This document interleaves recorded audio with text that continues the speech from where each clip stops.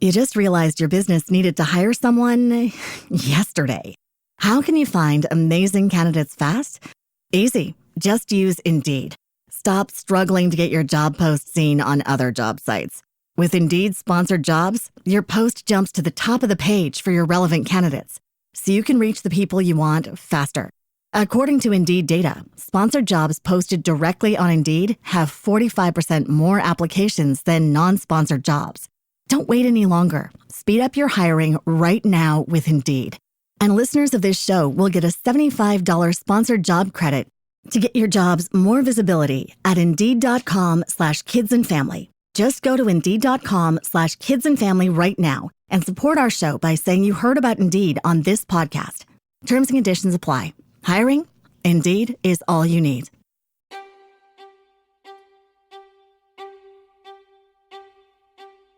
Are you fed up with the corporate bullshit holding you back? Welcome to Invest in Yourself, the Digital Entrepreneur Podcast, the ultimate launchpad for entrepreneurs ready to seize control and unleash their creative genius. Hosted by Phil Better, the Podcast Mogul. Each week he's breaking the chains of conventional work with bold strategies, raw insights, and inspiring success stories from the digital entrepreneurs who took the risk and invested in themselves. This is your call to arms. Invest in yourself, break free from someone else's rules, and build the empire you deserve. Now let's dive headfirst into today's explosive episode. On today's episode of Invest in Yourself, the Digital Entrepreneur Podcast, we have an inspiring story of resiliency, transformation, and financial empowerment. Some of the best stories we have here on the show. But that's going to leave you motivated to make the changes to your financial future. Our guest is not only a seasoned financial coach with over 2 decades of experience, but also a CPA, an acclaimed author whose powerful journey will capture you from the very start, from arriving from the U.S. alone at 16 as an undocumented immigrant from Jamaica to building a successful financial empire. She has inspired thousands across the globe with her unwavering determination and her amazing smile, I must say. She has a great smile. Thank you. She's been featured in major publications like Black Enterprise, Business Insider, recognized for her game-changing insight into wealth building and financial literacy.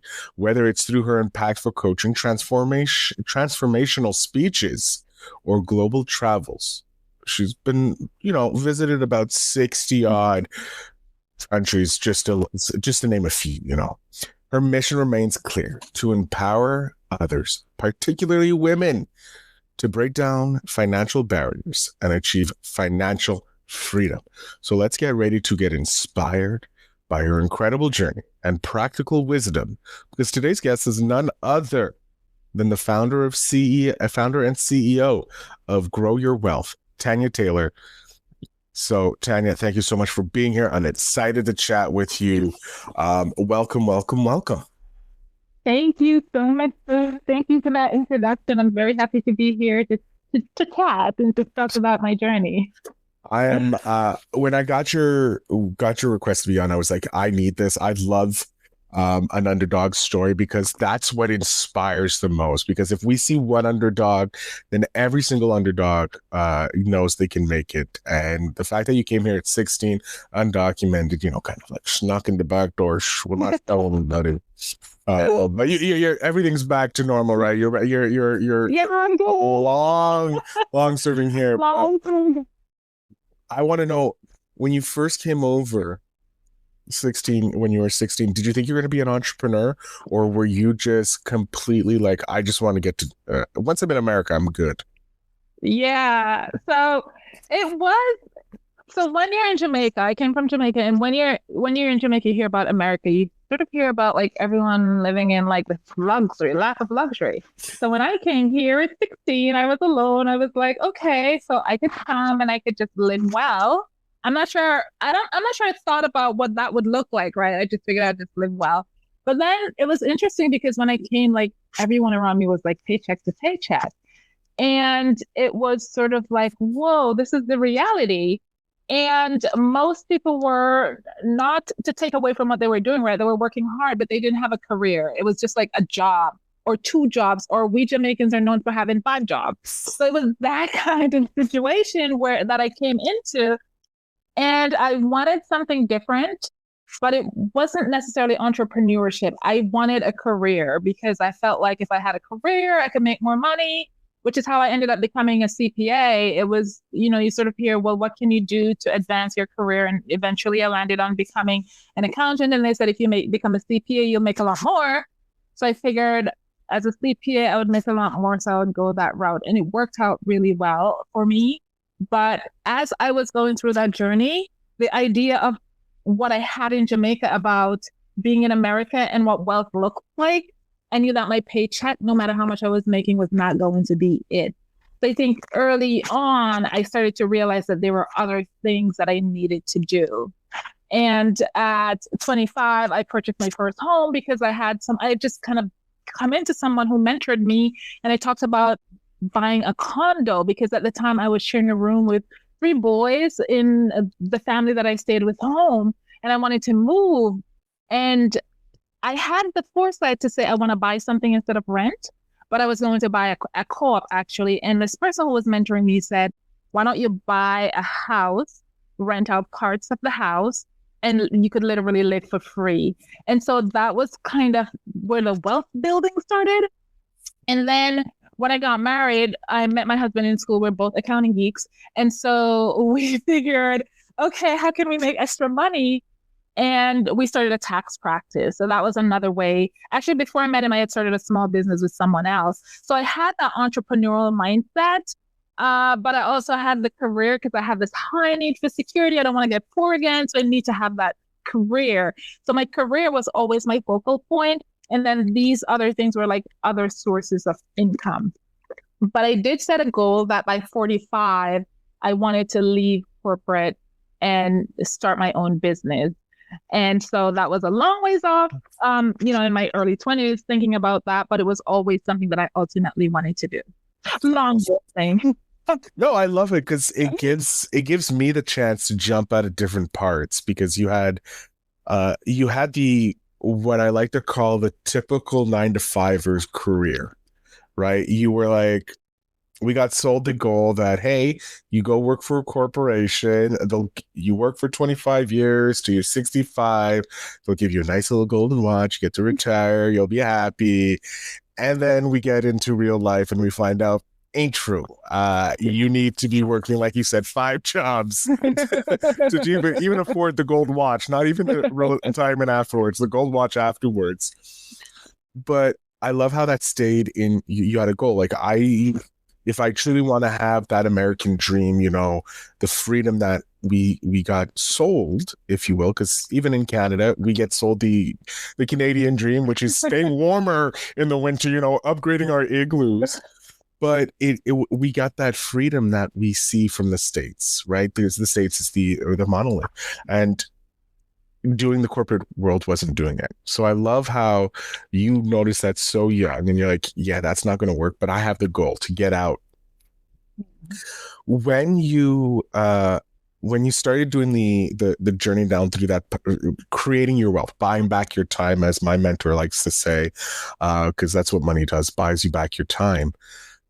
With the house being your first real foray into personal wealth, then you had that business, and now you have that tax business with your husband, and now you're doing, amazingly traveling, talking, doing all these great things. Was there a moment where you're like, oh wait, I've completely switched, like I am already living this freedom that I was dreaming of when I was 16? So yes and no, because I never went all in with the business. My husband ended up going all in, but I did not. And I look back now and I realize, like, I am very goal setting, check the box off kind of person. And I have never really been a big risk taker. If you talk to different people, they'll say different things. But in certain aspects, like, I was not that person because we had planned to have a family. We do have children now. And so I wanted to have that security So for me, that security was I need to reach $1 million by the time I'm 45 in my retirement. I need to pay for my children college. By the time they get to college, they should have their money set aside. And I did do that by the time before 48, I was able to do that. So, but I never took that risk until after that. And actually, it was an accident that forced me out anyway, because when I decided to go full throttle into my business, I had just started the process. And when that happened, the dream job that I always wanted to leave corporate America with came knocking. And this is how life just kind of throws you, right? Because here I was, I put together like a year's worth of funds, set it aside, started my business. And then all of a sudden I got a call, and in our profession, it's not unusual. People will call you, hey, come and work for my organization. It was literally a joke. I said to my husband, yeah, I'm going to interview. And I said it to the children, all as a joke, interviewed, and they love me. And they're like, oh, come for second rounds of interviews. And all of a sudden, my business, which I was put so much into, I was like, well, maybe I could go here, do it for 2 years, and then come back and do the business. Well, right before I started the second round of interviews, I had a car accident. And I just had to stop everything. I call it my redirection. So I had to stop everything. I still continue to do some of my business, which is financial coaching, but I just couldn't do it in the way that I wanted to continue doing it because of the accident. But I am certain that going back to corporate, it's not something that I would ever entertain again. And I feel like that accident was sort of like, it served many purposes, but one of them was like, no, this is the path that you should have been going on and continue to go on, and not diverting that path. So I think that I have to agree with you. The car accident may have been a bit of an extreme method. Extreme, yeah. But it was your dream job. So I think the universe was like, we need to go extreme here. She's not getting the little signs that we're sending her. Yeah. We'll go big. But yeah, I love that, because I having interviewed so many other entrepreneurs, they do have that situation where if they're already a corporate worlder and they're doing that side hustle, they have their business on the side, either they know that it's taking care of their partner or it's about to take care of them, and then corporate life just puts that little cherry out there, like, yeah, dream job, that most excellent moment that you've been chasing as a corporate, but you're like, I have to get off this. It's like an addict. Yeah. And I love how there is something, a monumental, some people, like, for a large portion, it was COVID. For a large portion of people, COVID really was the wake-up call for them to understand that corporate life isn't for us, and it was for mine. And I'm glad that the car accident didn't take you out, and you're here so that we can have this conversation and inspire others. And also that the thing that fell on your foot earlier before the interview didn't take you out, because that would have been a horrible situation. No interview, I would have felt horrible. It's my fault. But because you're a CPA and you're in the personal finance, I feel you kind of have like a heads up on people, because, you understand numbers, and personal finance is pretty much just numbers moving from one column to another, which is exactly what CPAs do. They take numbers, put them on, make sure everything balances. How have you been able to take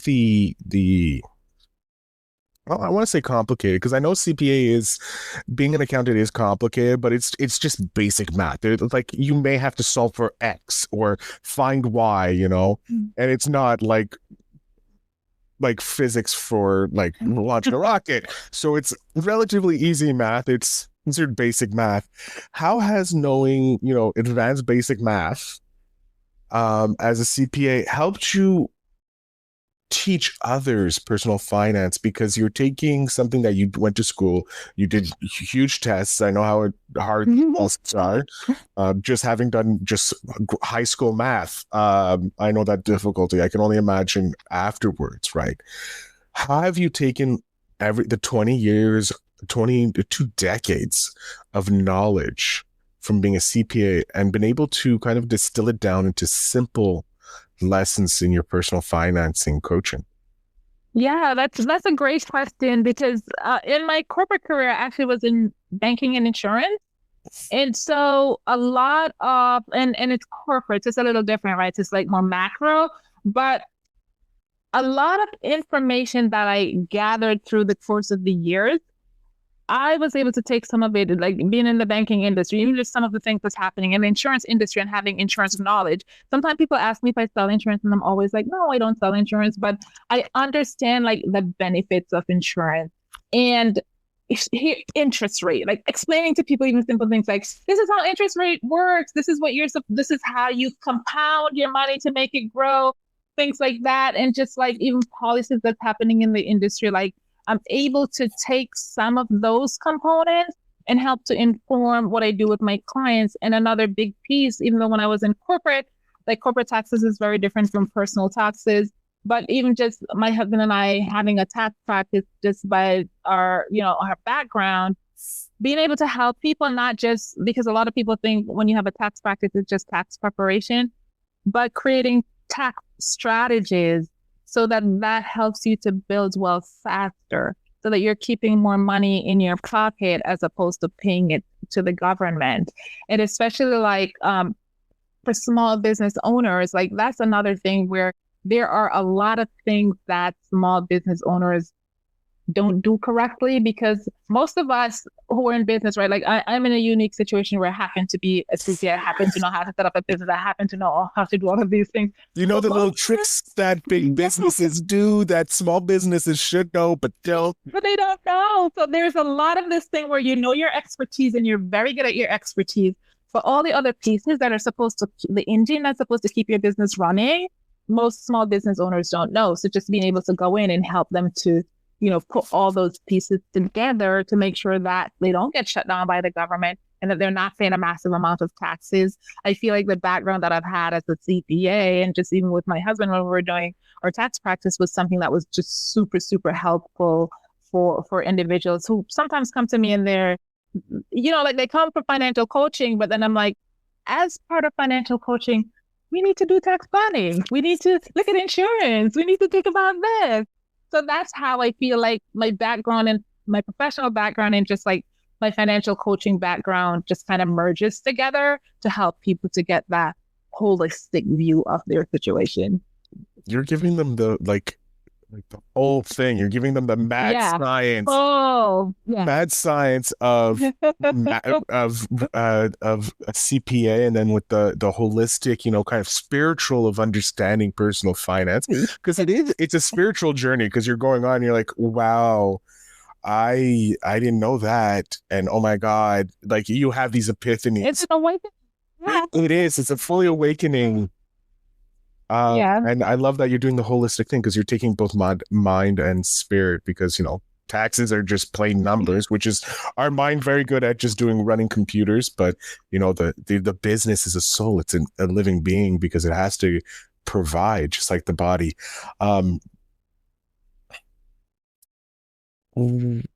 Where I like looking into the future, because you've already reached your goal. Obviously, you as a corporate life, you're like, I need this. If I'm going to do this full time, if I'm going to follow this dream, I need $1 million in the bank or in my retirement, so I know that if everything goes to crapola, that is taken care of. I do not have to worry that I'm going to end up on Medicare or on social services or social assistant and all that when I'm old, when I don't want to be, right? Yeah. And then you're like, I got my kids taken care of. We're good there. I am now technically ready to jump into it. You jump into it, and it's a great success, traveling over 60 countries, all that. But I want to know, now that you hit this goal, you're like you're a business owner, you're an entrepreneur, you're kicked down that door, you're walking through it. Where do you see yourself in a decade? I don't know. We're jumping a decade in. You're no longer a CPA. You still dabble occasionally because it's always fun to play with numbers, and you're a math geek and a accounting geek. But where are you in terms of being an entrepreneur? Where are we? We're a decade down the road. You're halfway, in essence, being half a decade. You're half an entrepreneur for the length of time that you were an accountant. What are you doing? Yeah, great question. So My real passion is helping women, right? And for 2 decades, I've been doing personal finance as a hobby because I feel like there's this lack in general, not just women and men, but I honed in on women because there are so many women out there that are either head of household, women, we gotta be real, women live longer than men. It's true. It's men, not denying that men seem to have a penthouse, if you will, to try stupid things. And we play stupid games and we win stupid prizes. Yes, yes. So women are outliving men. There's a lot of divorce. So, and women shy away from personal finance. They're afraid of numbers. And even though we could say, okay, it's 2024, women have been working, a lot of women who are married, they still rely on their husband to take care of the finances.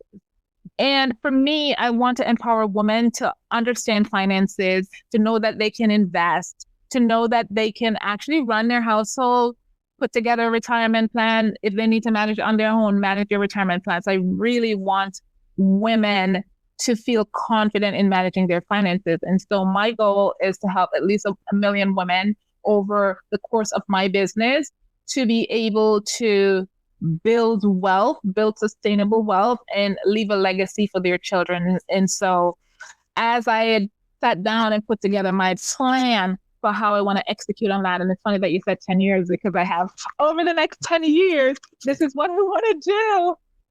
My goal is to really help those women to become confident and so that they have retirement plan and they are not worried if they get laid off from their job, because they could also think about, not just the income from their job, but also passive income. And I believe like with my story and the things that I've been able to do, just that alone is a way to inspire women to say, hey, you can do it. I came from Jamaica alone, 16. There was no one around me to help me. And I was able to gain this knowledge so you don't have to go out and start from scratch. I'm going to take you and I'm going to meet you exactly where you are. And I'm going to show you how you can get to another level. And I've done that with so many women. Already, I love it. I'm obviously going to be very, very happy to have you back. 10 years, you boasting like 5 years, and now you've tripled the number of people you've helped. That's a huge ambitious goal, and I love it because you already set it a huge ambitious goal. You hit that ambitious goal, and you're going to set another one, and you're obviously going to hit it because you're a go-getter. You're a CPA. For you, it's just numbers, moving things across the screen, or from one column to another column. For you, it's easy. But for a lot of us, it's hard because personal finance is hard. We need to learn it in school. We get told that it's very complicated. The taxes are complicated, and of course, we're in corporate. We're paycheck to paycheck because it's tight. We have the inflation, recessions, and all these fun things that the economy wants to show. The economy, yeah. Our good friend, the economy. When you're sitting down with someone who they feel like they're on burnout because they're not getting it, where they have that 30-30-10 rule or whatever that rule is, 30 to your living expenses, 30 to your, for everyday thing, for future, and then 10 for your, that. And it's really hard because it looks like it's $20 going into the investment. And you talked about compounding, the power of compounding in the beforehand. How do you kind of like bring them from that edge of like just despair because they're like $20 every month is doing nothing? It's like, I stopped having my avocado toast, but that's only $5,000 a year. Like, that's not putting me in billionaire status. So how do you kind of like bring them back and go, hey, you're looking at a wall. Let's look at the sun. That is personal finance and how it can bring us out of here. Like, how do you get them? Like, take me through that kind of like that first couple steps with people. Yeah. Well, I'll use one of my clients as an example because I feel like she's such a prime example. She came to me and she literally was so nervous, like she was nervous and she called me on the phone and she was so nervous. She said, she just kept saying to me, do you think I could do this? And I kept saying, yes. I assured her she can do it. And the reason why she came to me is that her husband always took care of everything. And her husband had an something happened to him and she thought he wasn't going to make it. And she said she was in such, fortunately he's okay, but she said she was in such, she had no idea where anything was, how anything worked, nothing, like zero knowledge. And when she came to me, she said, I don't even want my husband to know because I want to surprise him. And I took her in, the first thing I do with my client is mindset, because already she was off the mindset that she can't do it. She's like, I don't know, I can't do it. I said, I teach my children some of this stuff. And she's like, and it wasn't to brag. She was just like, yeah, but your children are very smart. And I'm like, no, it's not, because it's not has anything to do with that. They can learn it. My children at the time were 14. So anyway, when she came in, we did the mindset work. And she told me later on, she said, oh gosh, when you told me mindset, I was just like, I don't want to do that because I just want to learn about the money. But she said that was the simple, most impactful thing for her, because in the mindset piece, we did work on setting goals. What ultimately is it that you want out of this? And how do you want to get there? And so we set her short-term and medium and long-term goals. When she came in, she had debt. She would only take vacation on her credit card. She had no emergency fund. She worked with me for about 7 months. And by the end of the 7th month, she had already built up her emergency fund. It wasn't where she wanted it to be, but she had already built up her emergency fund. She had a plan where most of her debt was paid up. And by the way, her income hadn't changed at that point in time. And she wasn't sacrificing the things that she loves. I travel 61 countries. That's what I love. What do you love? So I asked my client, what do you love and that you're not willing to give up? Let's figure out how we put that in the budget, and all the other stuff that you're going out and doing why are you doing it? Then those are the things that we stop. And so she was able to do that. But one other thing that was really critical for her was in my corporate life, for every company I've worked for, I've done recruiting, I've helped people with resume, I've done, mentoring and all of that stuff. This was not a part of my course. She had told me, she said, there was a job my company offered me, and not my company had available, but I was not qualified for it. And the job posting came up, and this is something I would really like to do. And I said to her, let's get to your resume. So now, going even outside of what I normally do, helped her with her resume, prepped her for the interview. She got the job. She got a 40% salary increase. She took that money and now built up her emergency fund, going on vacation without having to use her credit card. I taught her to invest. So now she's investing some of that money. Since then, she's had 2 other job promotions, and now she's looking at how she can start generating additional income from other sources. I love. So that's what I do with my clients. And everyone, I meet them where they are. I take them and I say, okay, how can we do this? Because I'm doing this because I could be corporate and I could be making a lot of money corporate. So it's not that it's because I truly believe that I could change these women's lives.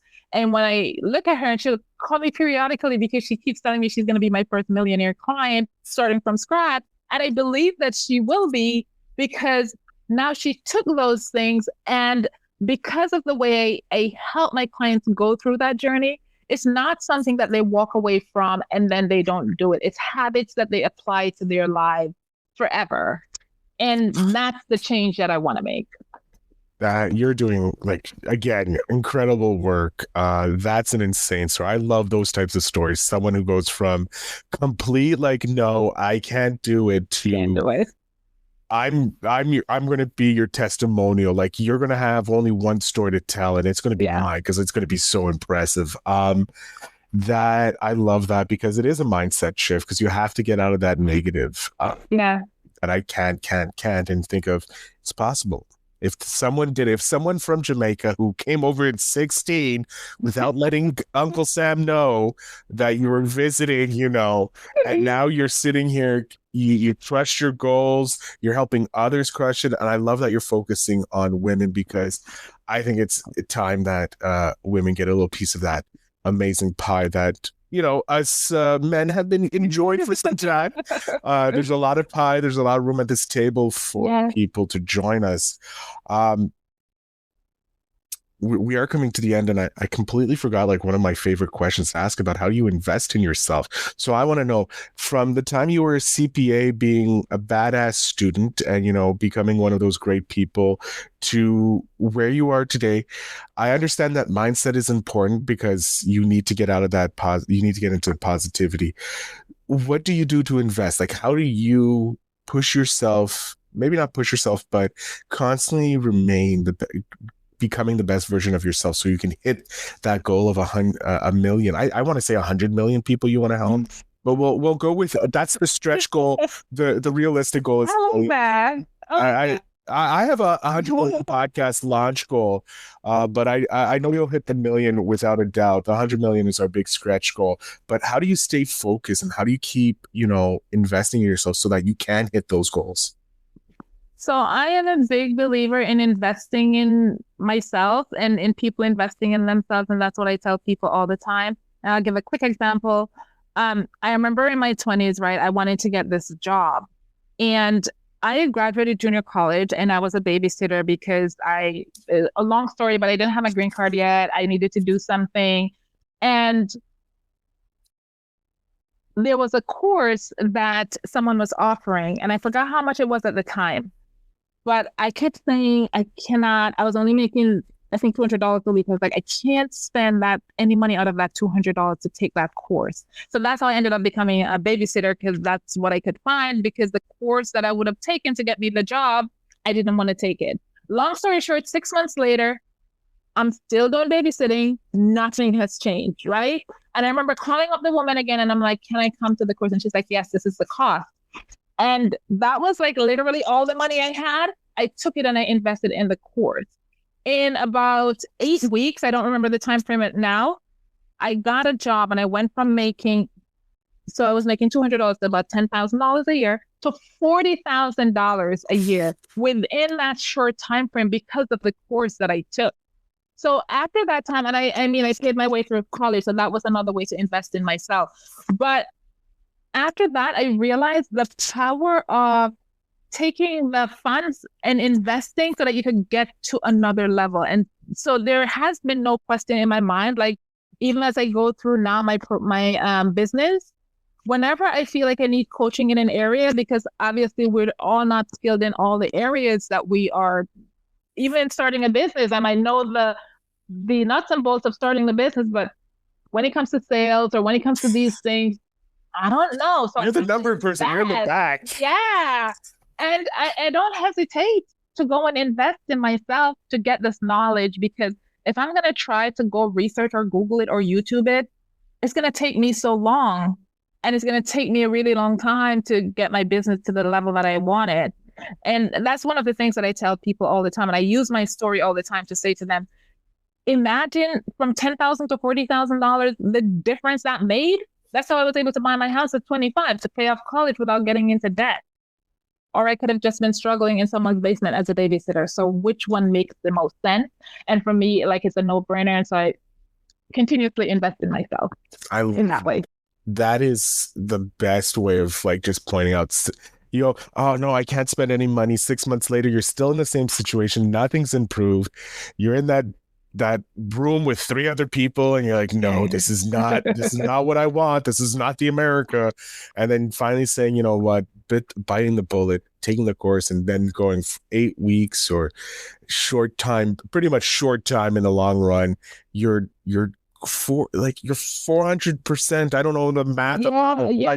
It's 400%. I'm going with the math. I'm trying to math impress this an accountant. Way to go, Phil. But yes, you're like 400% increase your salary. You're killing it. And it just shows the power of just taking that small risk of investing in yourself and learning a new skill so that you can increase yourself.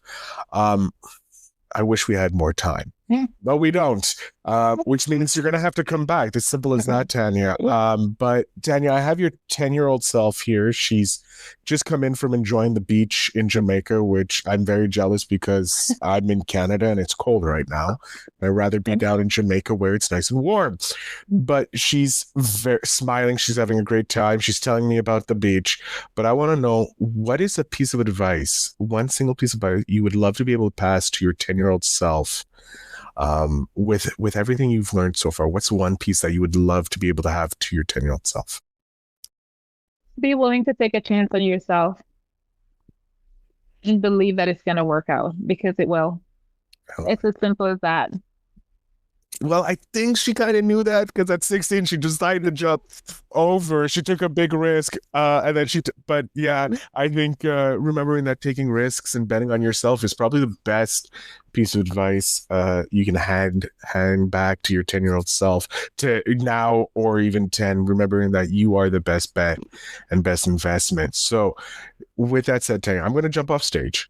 I'm going to start trying to implement that, put in bet on myself. But I want you to let my audience know, specifically the ladies out there that are listening, that have had kind of a fear, like that client of yours who's going to become your first millionaire. I'm pretty sure she's going to be your first multi-millionaire client. I want you to let my audience know where they can connect with you, how they can follow you, how they can start their journey with you, so that their personal financial journey is one of excellence. So the floor is yours. Oh, sure. Thank you. So you can always reach me on my website at growyourwealth10x.com.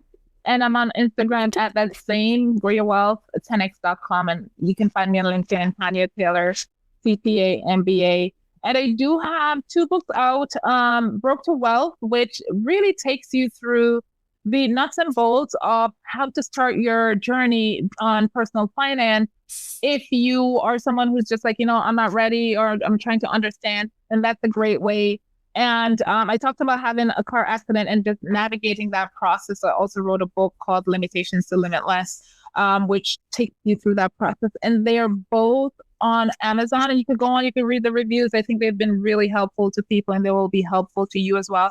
And reach out to me, send me an email. If you go on my website, you can always email me at Tanya@growyourwealth10x.com. I would love to meet you. I'd love to chat to you, understand your situation. And do you think we would be a good fit to work together? I love it. Tanya, thank you so much. I had such a pleasure chatting with you. You're a wealth of knowledge and inspiration for the audience, and your return will be even better, I think, because I'm pretty sure by the time you come back, client's going to be a millionaire. That's just my suggestion. That's what I'm putting out there. But I want to thank you so much for being here. Thank you so much for having me, Phil. It's been great. To my audience, make sure you check out those show notes to connect with Tanya. Make sure you're following her, all those fun places. I'll make it simple. Just scroll down a little bit. Either if you're watching or listening, you can find all the links there. I want to thank you for listening, Tanya. Again, a big thank you for being an amazing guest. And as always, audience, remember to invest in yourself. Thanks for joining us on Invest in Yourself, the Digital Entrepreneur Podcast. The Podcast Mogul reminds you that your journey to freedom and success starts with one powerful move: investing in yourself. If today's episode sparked your fire, hit that follow button on Spotify and drop us a comment. Share your wins, your challenges, and what drives you to break free from the corporate grind. Remember, you're your best investment. Always invest in yourself, because your potential is limitless. Until next time, keep hustling and take control of your destiny.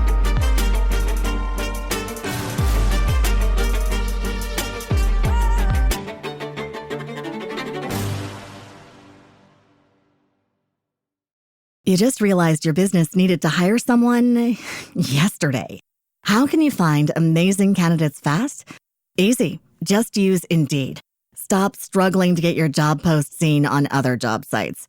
With Indeed sponsored jobs, your post jumps to the top of the page for your relevant candidates, so you can reach the people you want faster. According to Indeed data, sponsored jobs posted directly on Indeed have 45% more applications than non-sponsored jobs. Don't wait any longer. Speed up your hiring right now with Indeed. And listeners of this show will get a $75 sponsored job credit to get your jobs more visibility at Indeed.com/kidsandfamily. Just go to Indeed.com/kidsandfamily right now and support our show by saying you heard about Indeed on this podcast. Terms and conditions apply.